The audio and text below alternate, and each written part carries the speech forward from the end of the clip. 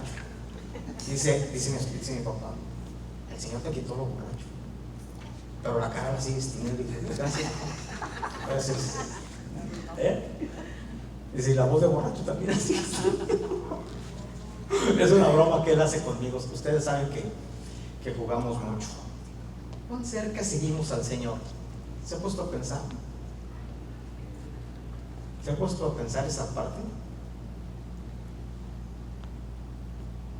Mira, hay etapas, hay partes. Quisiera tener tiempo para hablarles de todas las citas, pero mira, por ejemplo, Marcos 2:14 dice: al pasar, vio a Leví, hijo de Alfeo, sentado al banco de los tributos públicos, y le dijo: sígueme. Y levantándose, le siguió. ¿Qué hizo? Le siguió. Y dejó un puesto, y como otros dejaron tantas cosas, Pedro dejó sus barcas. Así dice. O sea, yo quiero pensar que tenía varias. Y mira los peces en aquel tiempo. ¿A cuánto le gustan los pescados hoy en día? A ver. No, pues claro, pues sí, pues sí, a mí lo que no me gusta es estar, y lo hago, ¿va? Me gusta desescamarlo, le saco me gusta ir a pescar, me encanta. Pero mira, en aquel tiempo era una buena manera de vivir, de la pesca. De verdad, era una excelente manera de. A ver, y otros discípulos de Jesús dejaron todo y le siguieron al Señor. Mi tema en esta mañana es: ¿qué tan cerca sigues al Señor de lejos? Por ejemplo, sí, hay maneras de seguir al Señor. Por ejemplo, mira. Por ejemplo, el primer pastor el pastor y su esposa, quienes se ganaron a mi mamá para Cristo, dice mi papá, yo no lo oí, pero dice mi papá, el pastor Alfonso decía así: no ande de iglesia en iglesia siguiendo al Señor, porque eso es seguir al Señor de lejos. Y yo le decía, ¿cuándo dijo eso? En una de sus predicaciones. Yo fui a la iglesia. Yo me acuerdo que mi papá algunas veces fue a la iglesia cuando era niño. Me quedé así. Yo nunca lo oí. Bueno, sí lo oí muchas veces, pero nunca le oí esta frase: no siga al Señor de lejos. ¿Cómo seguimos al Señor? Otros están peor. La Biblia dice que estaban unos junto al camino. ¿Se ha fijado? Junto al camino. A mí me gusta esa frase, porque no van en el camino. No. Están junto al camino. Por ejemplo, uno de tantos libros que leí, Carlos Cuauhtémoc Sánchez decía: nunca va a ser lo mismo que te subas al balcón a ver un desfile.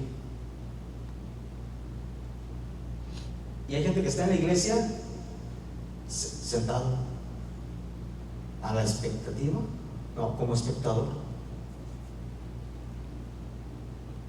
Y ahí está, a ver qué Dios hace con aquel hermano que trae una necesidad. ¿Se ha fijado? Y ahí está, bien. Está junto al camino. Algunos viejos en el camino escuchan a alguien que va empezando en el camino. Yo les he dicho últimamente que le pongamos atención a los recién convertidos. Oran por todo. Y uno de viejo, no. Yo mismo les he dicho, yo siento tiempo por algo, y luego ya después, Señor, ya tengo tanto tiempo por esto, ahora te lo voy a soltar. Voy a Señor, esta es la última vez que oro por esto. Tengo tanto tiempo pidiéndote, lo han pasado.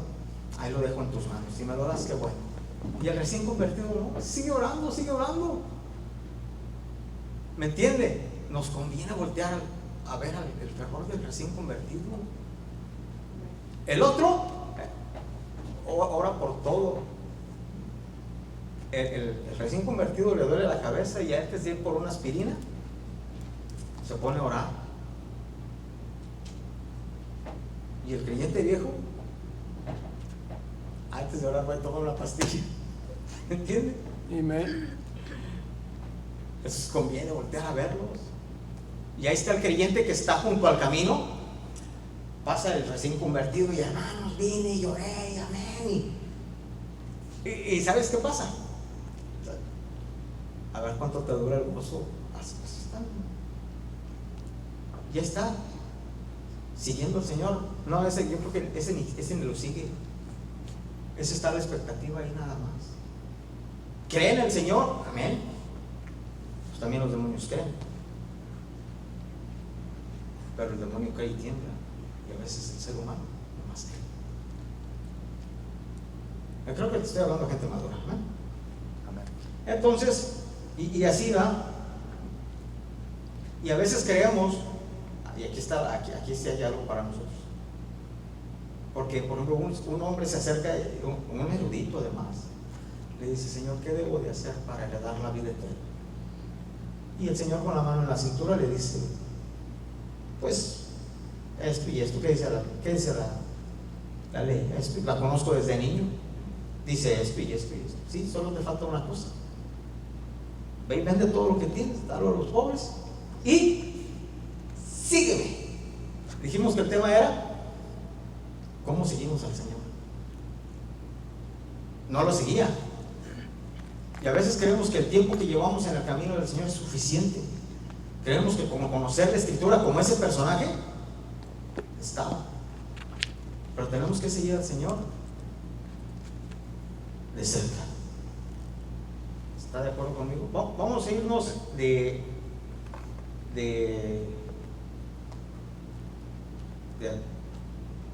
lo más lejos a lo más cerca hacia el Señor. Amén. Si quiere puede abrir su Biblia en Marcos 5:25, punto número 1.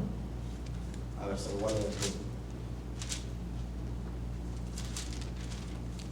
O si usted lo tiene y lo quiere leer, bueno, pues aviéntese. Mire, multitud. La multitud le seguía al Señor. Por ejemplo,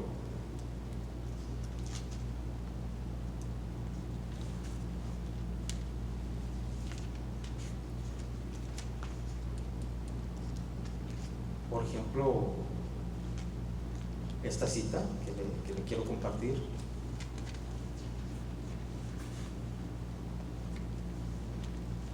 Una multitud. Caray.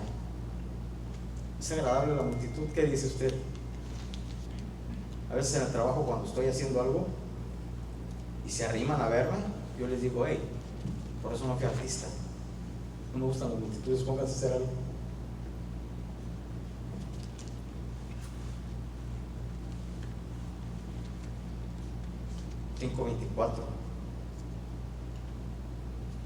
Fue pues con él y le seguía una gran multitud. Si espera que aparezca la Biblia, las citas en la pantalla, no los veo. Yo le pedí a Benjamín que se esté acá. Gracias, Benjamín. Yo sé que sí. Entonces, ¿cuánta gente le seguía al Señor? Multitud. Y le doy gracias a Dios porque ustedes no son de la multitud, no son del montón. Mira, ¿por qué? ¿Por qué no son? No son del montón, de la multitud. Si algo nos conviene es dejar de ser del montón. Seguir al Señor de la multitud pues tiene sus privilegios, ¿no? Porque ya seguir al Señor es una bendición. Pero el creyente tiene que renunciar de ser de esa multitud. Recuerde conmigo, hablando de la multitud, la alimentación de los 5,000, sin contar niños y mujeres, solamente hombres. ¿Qué hizo la multitud? ¿Recuerdan? Fue y se sentó.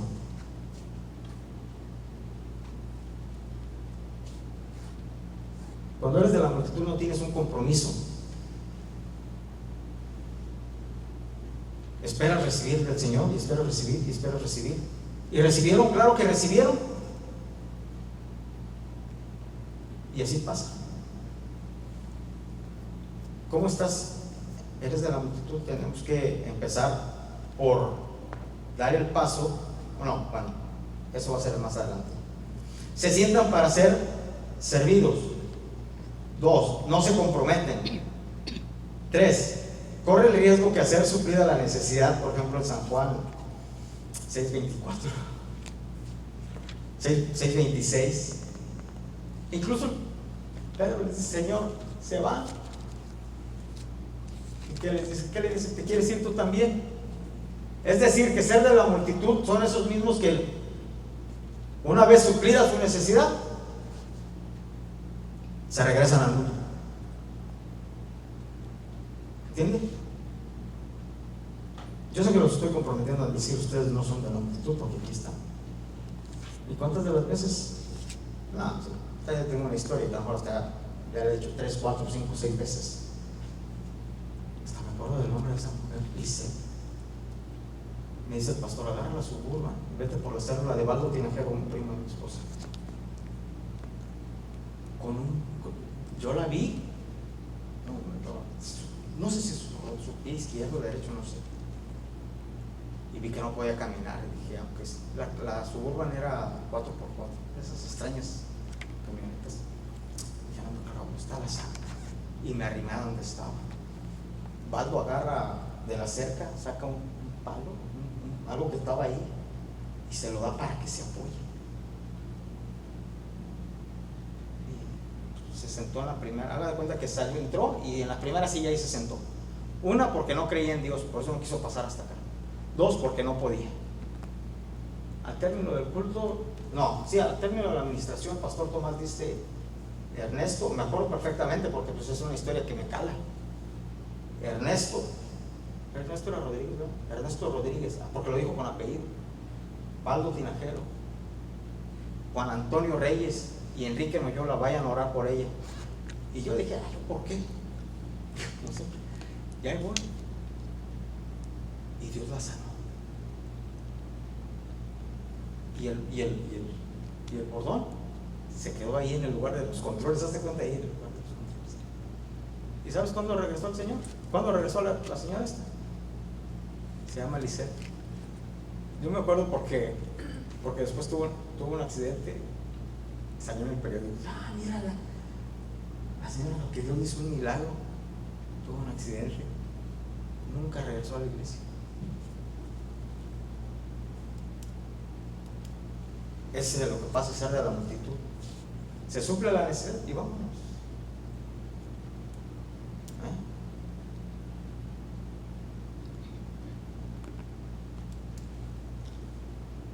Mateo 27:20 nos habla de que los fariseos, los sacerdotes incitaron a la multitud a que pidieran que Barrabás sea suelto en lugar de Jesús. La multitud es fácil de ser manipulada, por eso usted tiene que dejar, que no lo es, dejar la multitud. ¿Ha oído que la mayoría tiene la razón?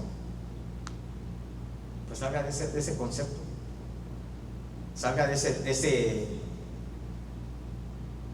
ese prototipo. Pues esto es lo que la mayor gente dijo. No, pues si no es lo que la gente dijo, es lo que la Escritura dice.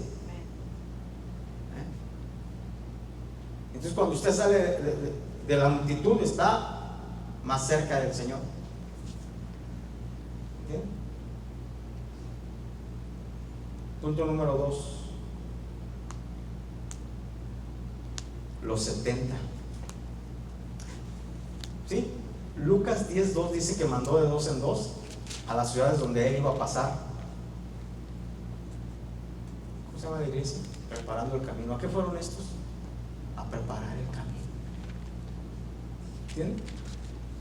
Ayer el hermano Alza anduvo visitando a algunas personas, estoy haciendo las llamadas, estamos preparando el camino. ¿Sí? ¿Me entienden? ¿De dónde salieron estos? Yo, de verdad, yo siempre me he preguntado, ¿y estos de dónde salieron? Yo lo relaciono, ¿sabe por qué lo relaciono a Hechos 1? Hechos 1, cuando dice que estaban 120 esperando la venida del Espíritu Santo, yo pienso que estos 120 estaban ahí. Perdón, estos 70. Yo creo, es mi hermenéutica, si no quieren no la tomen en cuenta. Hechos 1:15 dice, yo quiero pensar que estos 70 eran eso es parte de esos 120. Esta es la gente que deja todo, que deja la multitud para empezar a servir al Señor. Si tú ya dejaste el paso de la multitud, da el paso para el servicio a Dios. ¿Sí?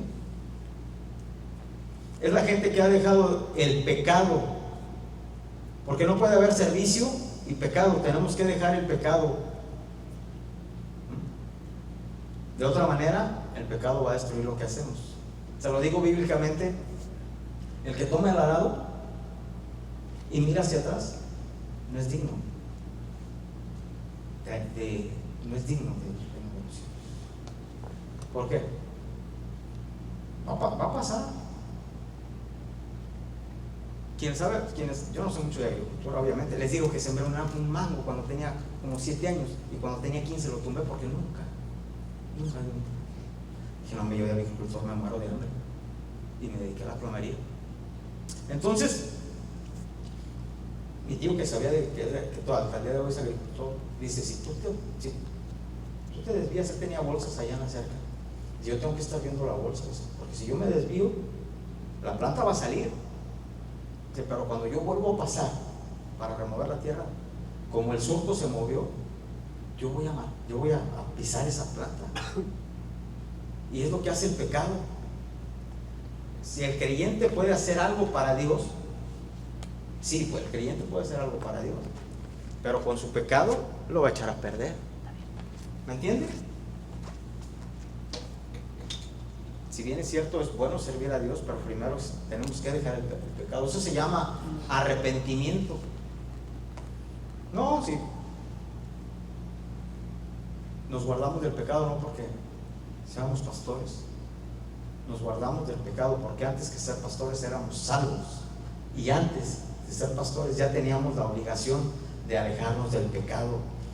Son aquellos que no solamente dejaron el pecado, algunos dejaron su familia y todo por seguir al Señor. Es gente que sirve al Señor 24/7, 365 días del año, pero obviamente tienen sus ocupaciones. Es la gente que ha dado el paso al servicio a Dios. Por ejemplo, vamos a ver algunos llamados así rápidamente, porque todos trabajamos, todos tenemos algo que hacer, pero todos los llamados, por ejemplo, ¿quién le gusta? Eliseo. Cuando pasa Elías, ¿qué andaba haciendo Eliseo? Tenía 7 yuntas. Haz de cuenta que tenía 7 tractores hoy en día, de la marca que usted quiera, John Deere, del otro Massey Ferguson, y le avienta el manto. Se asombra Eliseo, y se mata a uno de los animales, hace una fiesta y le dice: déjame despedir a mis. Y él dice: pues, ¿qué traes conmigo? Este asunto no es mío, es de Dios. Y se va. Moisés apacentaba las ovejas de su suegro Jetro. Estaba haciendo algo. ¿Quién más? Y los apóstoles, la cita con la que empezábamos, Leví estaba cobrando impuestos, Pedro estaba en la pesca, y así. Pero dejaron todo eso para servir al Señor. A nosotros Dios no nos pide que dejemos eso, pero sí nos pide que cuando servimos al Señor dejamos la multitud y empezamos a servir a Dios. Amén. Entonces, a lo mejor ya no eres de la multitud, ¿verdad? A lo mejor ya necesitas ser parte de estos 70.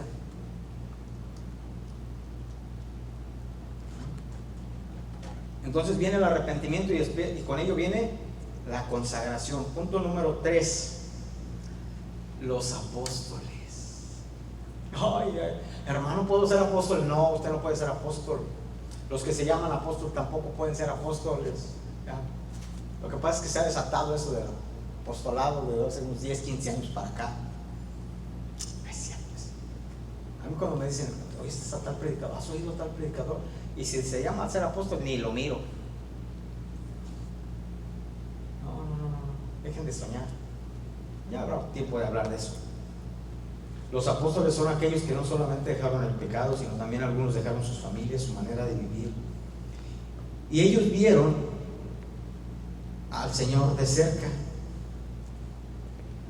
No sé dónde dormían, porque uno va y le dice, Señor, te quiero seguir. Y yo pienso que el Señor sabía lo que este hombre quería, porque dice, el Hijo del Hombre no tiene, mira, las obras tienen sus guaridas, las aves del cielo tienen sus nidos, pero el Hijo del Hombre no tiene donde recostar su cabeza. Así es que comodidades aquí no va a haber. ¿Quieres? Vente, toma tu cruz, bla, bla, bla. ¿Dónde dormían? ¿Quién sabe? Pero convivían con el Señor, dormían juntos, todo el tiempo andaban juntos. Vieron el milagro desde el primer milagro en las bodas de Caná, porque dice, hubo unas bodas y fueron invitados Jesús y sus discípulos. Ahí estaban ellos. A lo mejor probaron la agüita y dijeron, y luego la convierten en vino y dijeron, esto está bueno. Hasta el último milagro. ¿Cuál sería el último milagro del Señor? ¿Qué dicen? A ver, hermanos, vamos a entrar. El último milagro. A ver, hermano, ahora sí que ya empezó a pensar. Benjamín. Todavía no pasa. No, Benjamín, el Señor en la tierra.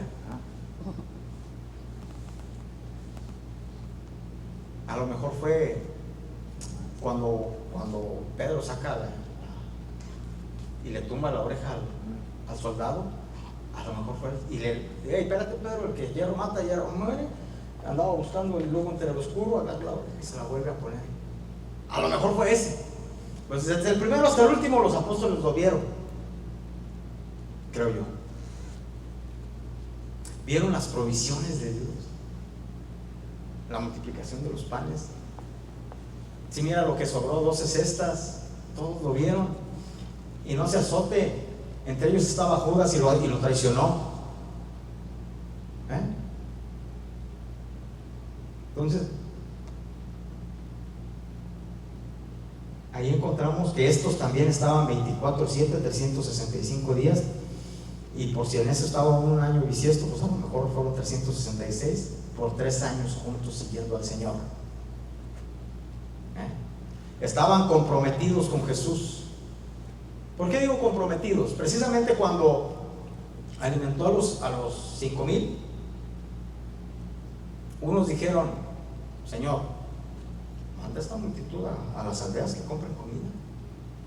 Pero Andrés ve que un niño tiene tantos panes, tantos peces, y va y los pone al servicio. Ese estaba comprometido. ¿Qué puso de su bolsa? Nada, no tenía nada. ¿Qué tenía? Se había dejado todo. El que está comprometido busca la manera de arreglar los problemas en la obra de Dios. Ese es el que está más cerca del Señor. Cuando hay un problema en la iglesia, ¿qué hacemos? ¿Arrancamos? No, yo creo que no. Cuando se fue nuestro hermano Silverio, por cierto, vamos a orar por la hermana Rosalina. Su hija está en el hospital con un dolor. ¿Sí? Fuimos a la iglesia donde veníamos, donde estábamos antes de estar con ustedes. Y a mi esposa, ¿cómo han estado? Y mi esposa les dice, estamos tristes. Se murió nuestro hermano Silverio. Porque ya una vez que fuimos pedimos oración. Y dice, ¿cómo es que aguantan ustedes? Y haciendo referencia a los pastores.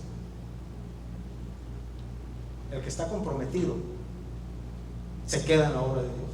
El que tiene un llamado se queda en la obra de Dios. El que no tiene un llamado se regresa a mí. ¿Está entendiendo?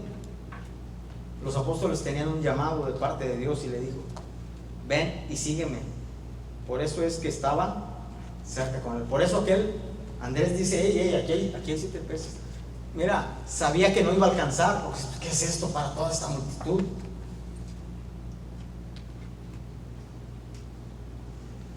Pero lo que importa es el corazón. Cuando tú traes tus diezmos y tus ofrendas, no creas que con eso se va a arreglar todo, no. Pero eso no es lo que importa. Lo que importa es lo que Dios va a hacer con eso. Le va a prosperar. Lo que importa es lo que Dios va a hacer con lo que tú traes, con tu actitud, con lo que tú haces para la gloria de Dios. ¿Me entiende? El apóstol estaba más cerca. El discípulo de Jesús que está más cerca del Señor es aquel que pone todo cuanto puede para la gloria de Dios. ¿Entiende? Entonces, ¿cómo le hacemos? Necesitamos tener ese corazón de discípulo comprometido. Y si tú crees que hasta ahí acaba todo, quiero decirte que estás equivocado. Hermano, ¿pudo haber alguien más cerca del Señor que los 12? Dormían juntos, almorzaban juntos, comían juntos. No ayunaban, porque fue lo que le reclamaron al Señor: tus discípulos no ayunan. Pues ¿cómo van a ayunar si aquí estoy yo con ellos? Ya me iré, y empieza el Señor. Dormían juntos, todo hacían juntos. Cuando más tiempo pasamos con el Señor, más nos parecemos a Él. Pero mira, entre otras citas, por ejemplo, Lucas 8:51 dice que tomó consigo, por ejemplo, la transfiguración.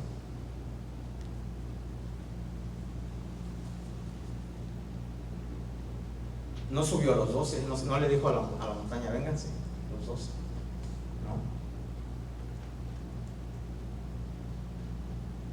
No. ¿O sí? ¿Verdad que no? ¿Cuánto subió? Pedro, Juan, Jacobo. Un hombre les dice: mi hija está muerta. Metió a los 12. ¿No? ¿Quiere ir a las citas bíblicas? Deme un segundo. Mira, tomó consigo.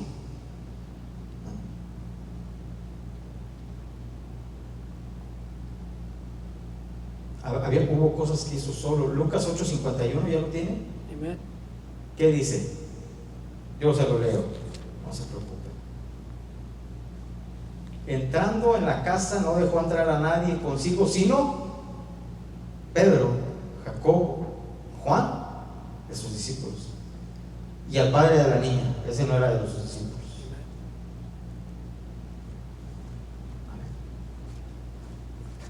¿Se da cuenta? La transfiguración, allá donde habló con Elías y con Moisés, ¿a quién subió? Igual. ¿Se da cuenta? Tanto que dijeron: Señor, aquí está bueno, hacemos una chocita aquí, una para ti, una para Elías, una para Moisés. Aquí nos quedamos. ¿Quiénes eran? Otra vez. Entonces, de los discípulos, todavía el Señor trajo otros 3 y los tuvo más cerca de ellos. Tú todavía puedes estar más cerca del Señor, tú todavía puedes seguir más cerca del Señor todavía. Ahora, ¿cuál fue la diferencia de los otros? Fueron más usados por Dios. ¿A dónde? Aquel cojo, aquel ciego, o no era ciego, aquel que estaba paralítico ahí en el templo, en la entrada de la Hermosa. Pedro y Juan iban a la oración y lo ven, les pedía, y aquel dice: no tengo oro, no tengo plata. Pues también todo lo habían dejado, pero lo que tengo, en el nombre de Jesús te lo doy. Este hombre tenía años ahí. ¿Por qué Jesús cuando pasó no lo sanó? Desde niño iba al templo, se les perdió a los 8 años. Yo estoy seguro que Jesús había visto a ese hombre. Al paso de los años, durante su ministerio, ahí estaba, Jesús lo vio. Pero ese milagro lo dijo. Yo pienso que Jesús, otra vez en mi manera de pensar, pues, a este no lo voy a sanar yo, lo van a sanar mis discípulos. No lo sanaron aquellos que los otros 9. Amén. Cuando estamos más cerca del Señor, vamos a hacer cosas. ¿Está entendiendo?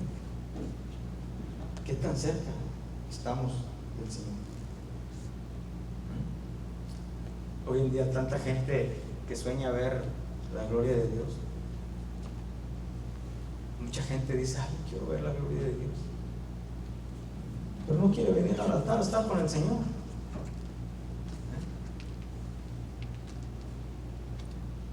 Y ningún, mira, otra vez vamos a la historia. ¿A quién le gusta? Alguien que no ha emocionado últimamente. Daniel, ¿dónde vio la gloria de Dios? ¿Con los leones? ¿Y cuántas veces oraba? 3 veces oraba. ¿Estaba cerca del Señor? Pues claro que estaba cerca del Señor. Moisés vio la zarza, pero tuvo que cruzar un desierto de purificación. Estar cerca del Señor cuesta.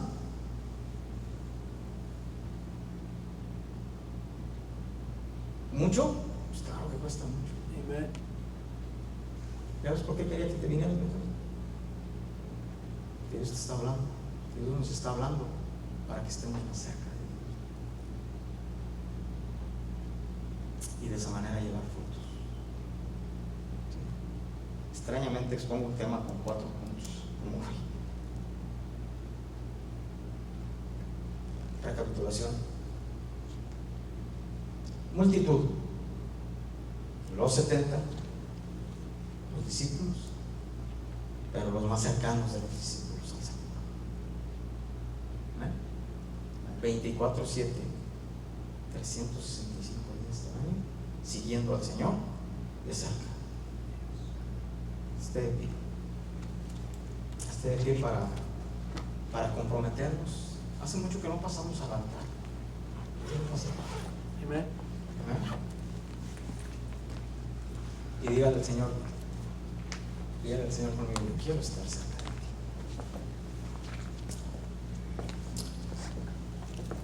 Y vamos a decirle: yo quiero estar cerca.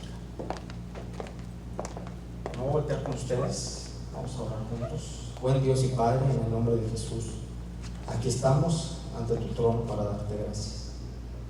Y queremos estar cerca de ti, seguirte de cerca, dejar el camino, dejar la multitud, así como tus apóstoles, así como tus discípulos, comprometidos. No nos arreglamos la vida de los demás, pero ponemos al servicio lo poco que hay para que tú hagas mucho, como Andrés, que llevó esos peces, esos panes